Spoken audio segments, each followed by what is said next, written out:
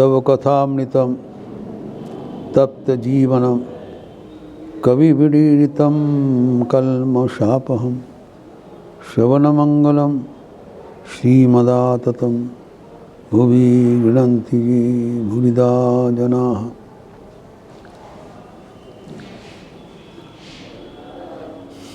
मानसिक तप का बात चल रहा था।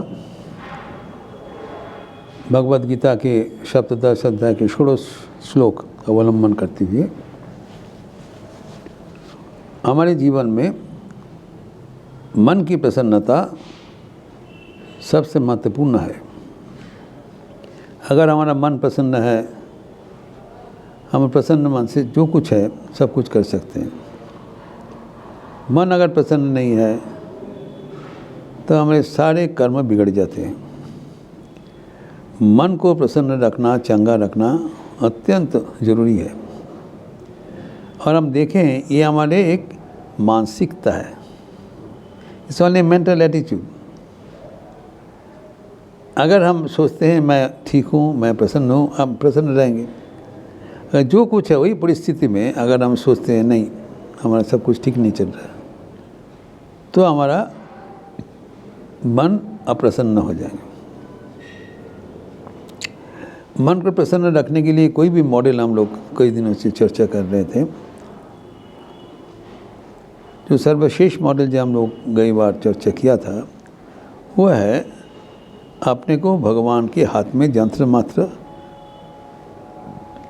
स्वीकार करते हुए आनंद से विचरण करना। जैसे एक बच्चा अगर माँ का गोद में बैठे हैं, उनका कोई जिम्मेदारी नहीं है, उनका माँ सब कुछ कर रहे हैं।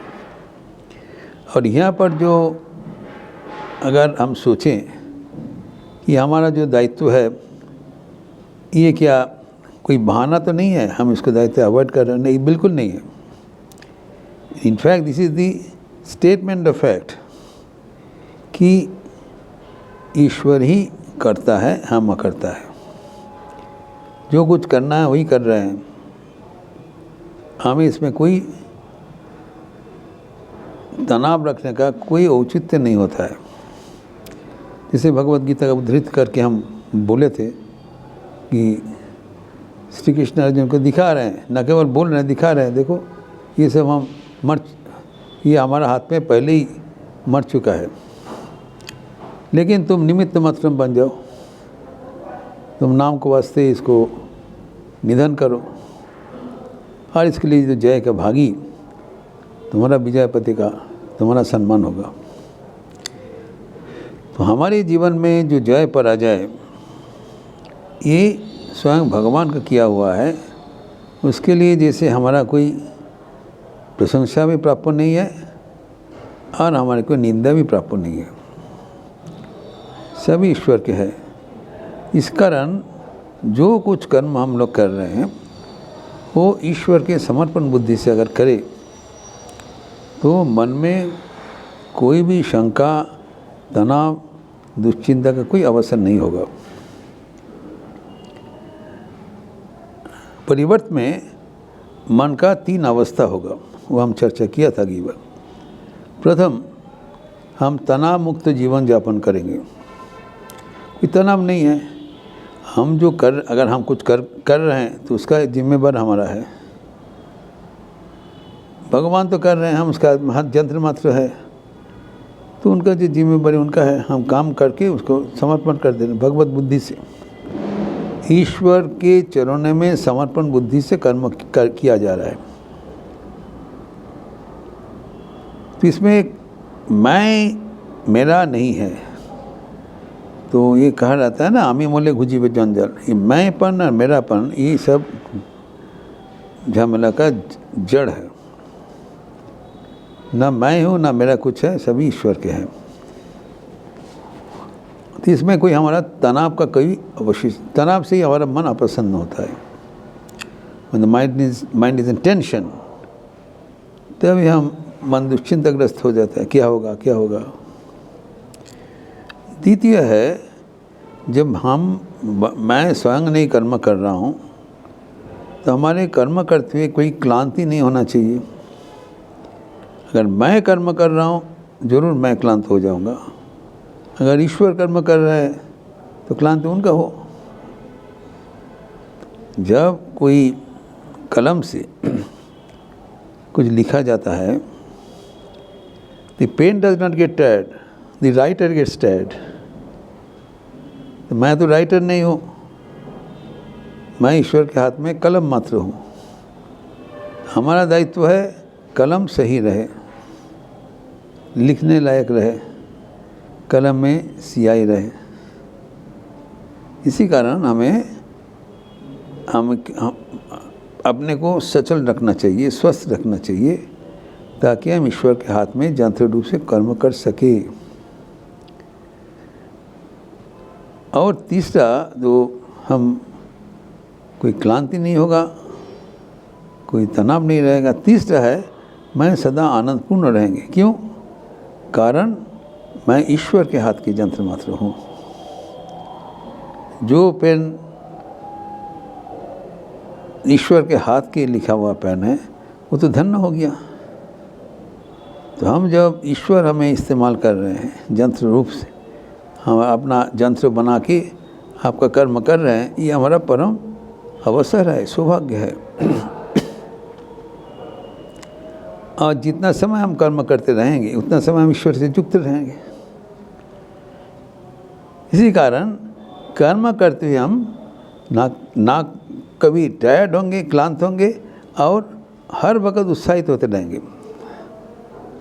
प्रतिक्षण वर्धमान उत्साह, कि ईश्वर के साथ हम जुड़े हैं, ईश्वर के सानिध्य में हम संस्तुत होते हैं, सानिध्य में हमारा जीवन समृद्ध हो रहा है।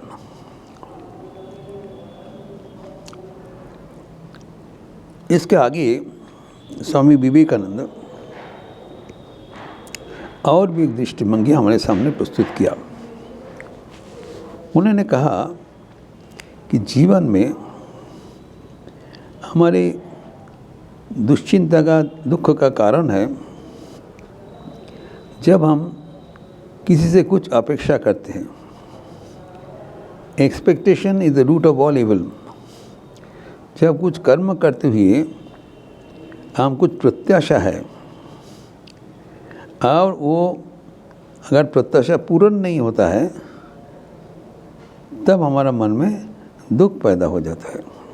Whenever doing your work and you ask something in return, और जब वो नहीं मिलता है आशानुरूप, तो हम दुखी बन जाता है।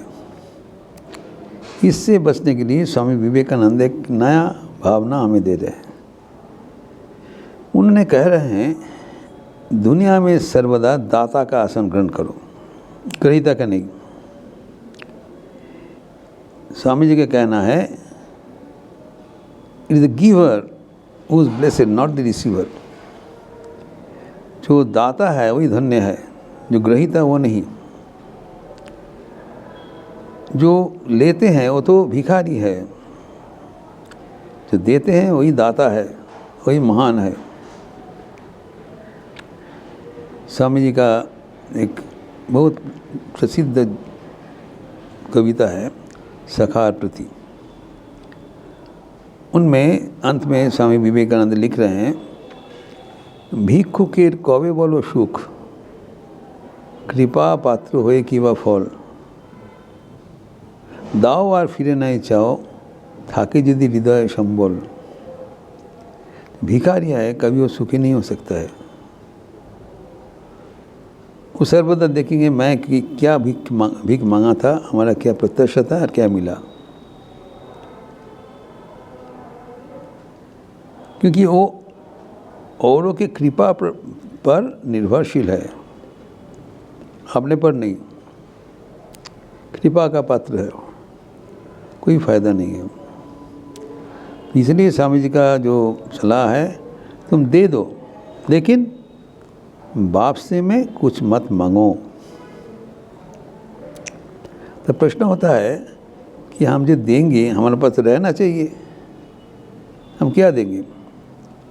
इसका पुष्टिकरण में स्वामी विवेकानंद कहते हैं, अनंतेर तुम्हें अधिकारी, प्रेम और सिंधु हृदय विद्यमान। दाव दाव जेवा फिरे चाय, तार सिंधु बिंदु हो जान। कहते तुम्हारे भीतर अनंत ऊर्जा है, अनंत आनंद है, अनंत प्रेम है। आप अनंत जीवन का अधिकारी हो। Try to realise your real identity. हम कोई छोटा हो किस नहीं है, साधारण नहीं है। हमारे भीतर असीम संभावना है, असीम ऊर्जा है, असीम प्रेम है। प्रेम सिंधु हृदय विद्यमान, प्रेम का सागर हमारे भीतर विद्यमान है, कभी एग्जॉस्ट नहीं होगा। तो आप खुला आम अब देते रहो, कभी कमियां नहीं होगा। लेकिन एक चेतावनी दिया, जो कुछ देने के बाद मांगते हैं, तत्काल उनके भीतर जो सागर था वो एक बिंदु से परिगणित हो जाता है, सब नष्ट हो जाता है। हमारे भीतर अनंत प्रेम है, वो तब तक ही रहेगा जब तक हम औरों को खुशी खुशी देते रहेंगे। जैसे इसके भीतर हमारा स्वार्थी मनोभाव आ जाएगा, तब वो प्रेम और सिंधु एक बिंदु में रूपांतरित हो जाएगा। इसीलिए कहा गया है कि जो हमारे भीतर जो अनंत ऊर्जा है, अनंत संभावना है, उसको साझा करो, शेयर करो। जितने ये जो अद्भुत एक गणित है, जितने तुम देते रहोगे उतना बढ़ते जाएंगे। गणित में क्या होता है, जितना है कुछ अब दे दिया तो कुछ घटेगा, इसमें यहाँ नहीं है। जितने दोगे उतना बढ़ोगे। कि जो तो कोरी वेदांत तो जावे बेड़े, बढ़ जाता है, यही समीकरण है। क्योंकि हमारे भीतर जो असीम संभावना, उससे हम सचेतन हो जाते हैं, आनंद से भरपूर हो जाते हैं। तो अभी प्रश्न है किसको देंगे। हम जो हमारे भीतर संभावना है, ये किसको साथ साझा करें। वो भी स्वामी जी कहते हैं, बहु रूपे सन्मुखे तुम्हार छाड़ी कोचा खुनिच ईश्वर। आपको देना है, भगवान को देना है, ईश्वर को देना है। ये मत सोचिए ईश्वर अभी अदृश्य है। ईश्वर को ढूंढने के लिए तुम्हारे आसमान के ऊपर जाना पड़ेगा कि सागर के नीचे जाना पड़ेगा। अब चारों ओर ईश्वर विराजमान है। जीता जागता ईश्वर नाना प्रकार रूप धारण करके आपको चारों ओर विराजमान है। इसको छोड़ के आप कहाँ ईश्वर को ढूंढ रहे हो। मुँह को कहाँ ढूंढो बंदे, मैं तो तेरी पास हूँ। तो ये भगवान हमारे चारों ओर विभिन्न रूप धारण करके विराजमान है। जब ऐसी अवस्था है तो तब उनको सेवा करना, पूजा करना, ये तो हमारा बहुत आसान हो गया।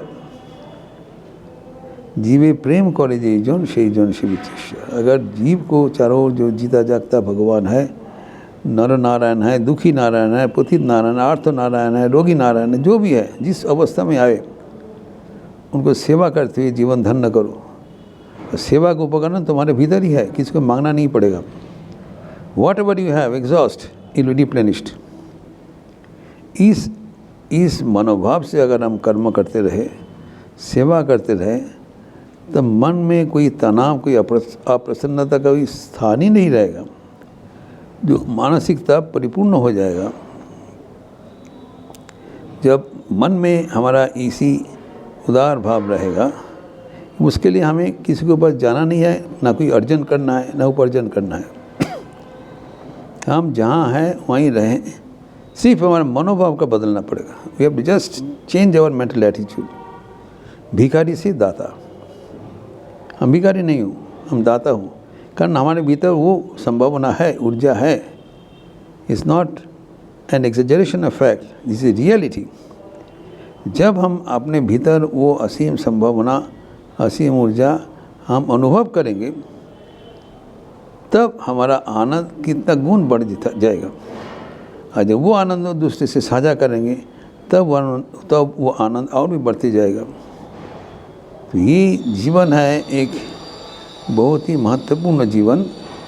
और ये दुर्लभ मनुष्य जीवन पाकर अगर हम सदैव प्रसन्न रहे, एवं मानसिक तप से युक्त रहे, तब इस जीवन में ही हम जीता जागता भगवान को प्राप्त करते हुए जीवन धन्य सफल कर लेंगे। ये प्रसंग और भी आगे बढ़ाते हुए हम अगले दिन चर्चा करेंगे। ओम शांति शांति शांति। हरि ओम तत्सत। श्री राम कृष्णार्पणमस्तु। अच्छे रहिए, स्वस्थ रहिए, आनंद में रहिए। नमस्कार।